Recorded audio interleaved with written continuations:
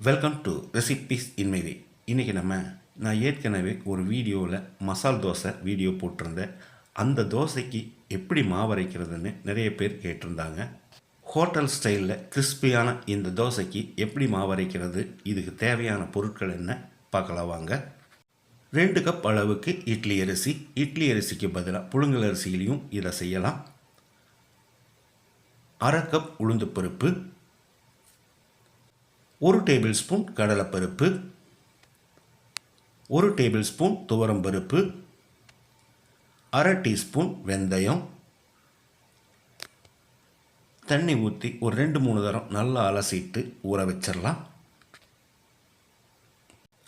இது ஒரு 4 மணி நேரம் ஊறட்டும், மூடி வச்சிடலாம். 4 மணி நேரம் ஊறிடுச்சு.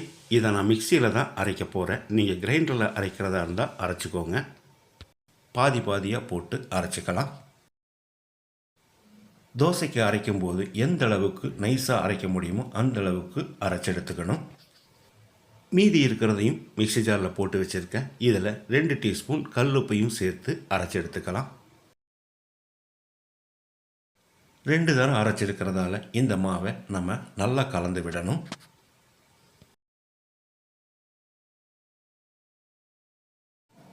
இந்த மாதிரி கலந்து விட்ட பிறகு ஒரு நைட் ஃபுல்லாக புளிக்க விட்டுறலாம்.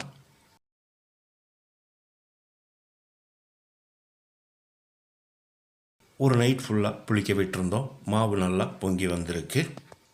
இதை நல்லா கலந்து விட்டுறலாம்.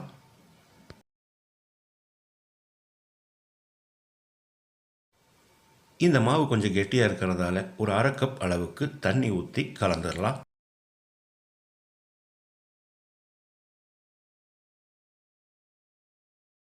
கிறிஸ்பியான தோசைக்கு மாவு ரெடி ஆயிடுச்சு. இப்போ நம்ம தோசை ஊற்றிடலாம்.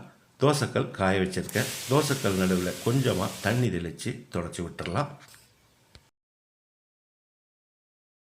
தோசைக்கல்லோட அளவுக்கு தகுந்த மாதிரி மாவு ஊற்றி தேய்ச்சி விட்டுடலாம். லேசாக தேய்ச்சி விட்டுக்கோங்க. இந்த அளவுக்கு தேய்ச்சி விட்ட பிறகு தேவையான அளவுக்கு எண்ணெயோ அல்லது நெய்யோ ஊற்றிக்கலாம். 1 நிமிஷம் இது வேகட்டும். தோசை நல்லா பொன்னிறமாக வெந்துருச்சு. இப்போ இதை நம்ம சுருட்டி எடுத்துடலாம்.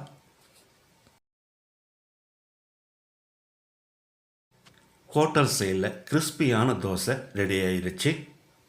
இதே மாதிரி இதே அளவுகளோடு நீங்கள் செய்து பாருங்கள். இந்த வீடியோ பிடிச்சிருந்தா லைக் பண்ணுங்கள், கமெண்ட் பண்ணுங்கள், ஷேர் பண்ணுங்கள். சப்ஸ்கிரைப் பண்ணாதவங்க சப்ஸ்கிரைப் பண்ணுங்கள். மறக்காமல் பெல் பட்டனை கிளிக் பண்ணுங்கள்.